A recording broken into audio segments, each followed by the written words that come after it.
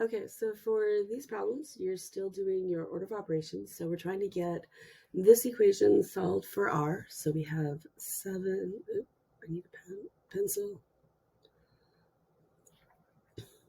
So 7r minus, minus s equals k.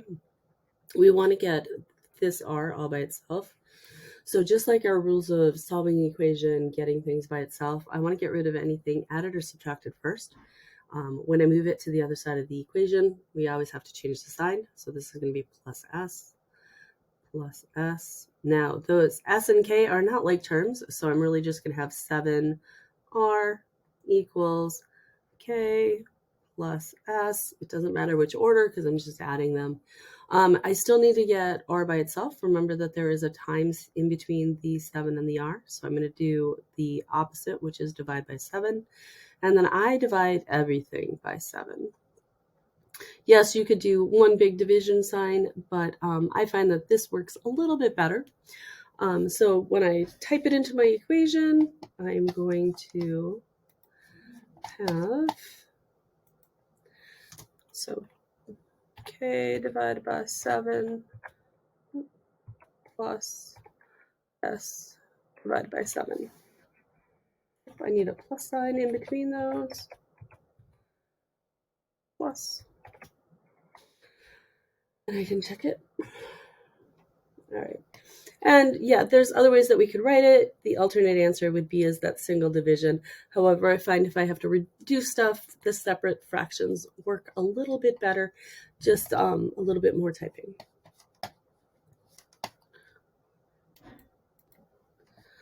All right, so we're going to do one more example where we're trying to solve for a letter, and this time we have things in parentheses. So we are going to rewrite a problem. So we have 4, pencil.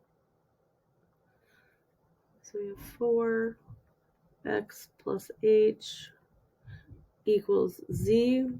Now, my whole goal is to get the x by itself. There's a bunch of ways that I can do this. I could distribute that 4 to everything, so I'll probably look at that later. But if I really think about this, I have one term over here, which is that 4 times the parentheses stuff. So I really want to get everything away from this x, because that's what I'm solving for. So I can always get rid of, if I have a single term and it's multiplication, I can actually get rid of the multiplication with division. So if I divide both sides by 4, the 4's will cancel out, and then I just have the x plus h equals z over 4. I need to get x by itself, so I got to get rid of that plus h. I can move it over to the other side by doing the opposite, which is subtracting h. So I have x equals z over 4 minus h. Now, if I would have done it looking at, let's change the color. If I would have done it distributing, I would have had, so I would have had 4x plus h equals z. I could distribute the 4, and I have 4x. Distribute the 4, and I have plus 4h equals z. I can subtract my 4h because I want to get that x by itself still. And then this gives me 4x equals z minus 4h. Want to get the x by itself, so I can divide by 4. Yet again, I like to divide everything by 4, so I would write it like this. And then I can reduce my fractions, and I will get that same answer.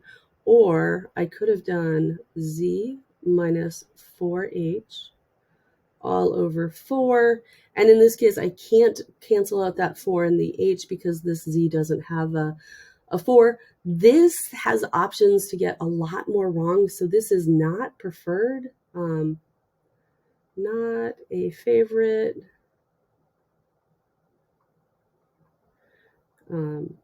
The books will like that one, but I don't have it's not a favorite for me because it's got more potential of getting things wrong. So more potential